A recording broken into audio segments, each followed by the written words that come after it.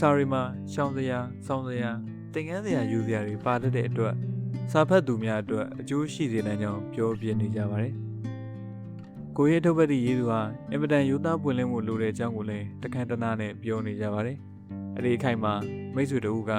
ကျွန်တော်ကတော့ကိုယ့်ထုတ်ပတ်သည့်ကိုမရေးရဲသေးဘူး။နိုင်ပိုင်းမိနစ်ပိုင်းမှာဖြစ်ပျက်နေတဲ့ကိုယ်စိတ်ကိုပြန်ကြည့်ရင်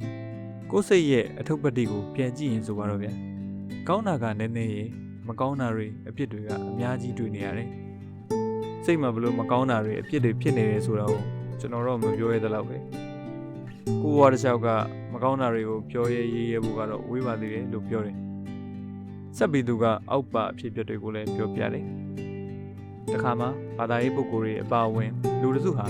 Jesus Christ ထံပြည့်တစားမှတဦးကိုခေါ်လာကြတယ်။ဒီမျိုးသမီးဟာမကောင်းတဲ့အကျင့်ကိုပြုတဲ့အတွက်အပြစ်ရှိတယ်ဆိုပြီးဒီလူတွေကခေါ်လာကြတာ။ဂျေဇက်စီကိုရောက်တဲ့အခါမှာအဲ့ဒီဘာသာရေးပုဂ္ဂိုလ်တွေကပြည့်တစားမှကိုကြောက်ခဲနဲ့ပြစ်ပေါက်ပြစ်ပေးရမယ်လို့မောရှိကအမိန့်ချတဲ့အကြောင်းဒီကိစ္စမှာအသင်ကဘယ်လိုပြောဆိုမိန့်မှတ်မလဲလို့ဂျေဇက်ကိုမေးကြတယ်။ဂျေဇက်ဟာသူတို့ကိုမောမကြည့်ပဲသူ့လက်ချောင်းနဲ့မြေကြီးပေါ်မှာစာရေးနေတယ်တဲ့။အစုံတစ်ခုမပြောမချင်းဒီလူတွေကမေးနေကြတယ်။ဒီအခါမှာဂျေဇက်ကသူတို့ကိုမောကြည့်ပြီးတော့တင်တို့ထဲကအပြစ်ကင်းတယ်ဆိုတဲ့သူဟာရှေးဥစွာပဲအဲ့ဒီအမျိုးသမီးကိုခဲနေပြလို့ပြောလိုက်ပါတယ်။ဂျေဇက်ရဲ့စကားကိုကြားရတဲ့အခါမှာအဲ့ဒီလူတွေဟာထိတ်လန့်သွားပါလိမ့်မယ်။လူစိတ်ဟာနိုင်ပိုင်းမိနစ်ပိုင်းအတွင်းဘာတွေတွေးနေတယ်လဲစိတ်ထဲမှာဘာတွေဖြစ်နေတယ်လဲဆိုတာအသေးအချာမညာမတာကြည့်လိုက်ရင်အလိုလေးဗျာ။ကောင်းတာတွေကနည်းနည်းရင်မကောင်းတဲ့မတန်ရှင်းတဲ့စိတ်တွေအပြစ်တွေကအများကြီးမှအများကြီးပါဗျာ။ဒီလိုစိတ်မှာအပြစ်တွေရှိနေပုံကိုအဲ့ဒီလူတွေသိမြင်သွားပုံပေါ်ပါတယ်။ဒါကြောင့်ပြည်တသားမကိုခဲနဲ့မပေါက်ပြတော့ပဲတယောက်နောက်တယောက်လိုက်သွားပြီးထွက်သွားလိုက်တာဘယ်သူမှမကြံရတော့ဘူးလေတဲ့။ဂျေဇက်ကပြည်တသားမကိုနောက်မှထပ်ပြီးအပြစ်တွေမကောင်းမှုတွေမလုပ်နဲ့လို့ဆုံးမပြီးသွားလျော်သွားဖို့ခွင့်ပြုလိုက်တယ်လေဗျာ။ကျွန်တော်တို့ဟာမကောင်းမှုကိုလူတွေမသိအောင်ခိုးကြောင်ခိုးရနဲ့လုပ်တတ်ကြတယ်။အဲဒီလိုလုပ်ပြီးတဲ့အခါငါလုပ်တာကိုဘယ်သူမှမသိဘူးဆိုပြီးကျေနပ်နေတတ်သေးတယ်။ရှက်ဖို့အကောင်းဆုံးဟာဘာလဲဆိုတော့ဘယ်သူမှမသိဘူးလို့ထင်ပြီးကိုလှုပ်ခဲ့တဲ့အလုပ်ကိုကိုယ်တိုင်ကတော့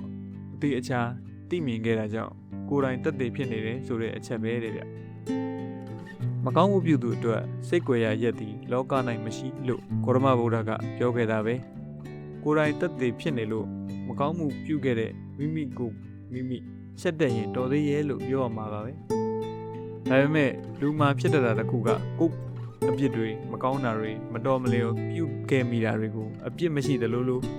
မကောင်းစိတ်မမွေးသလိုလိုမတော်မလျော်မပြုသလိုလိုဖုံးကွယ်ရင်ဟန်ဆောင်ရင်းကကြာလာတော့တကယ်ပဲကိုဟာမကောင်းစိတ်မရှိသလိုလိုအပြစ်ကင်းသူလိုလိုထင်မိသွားတတ်တဲ့အချက်ပဲဗျ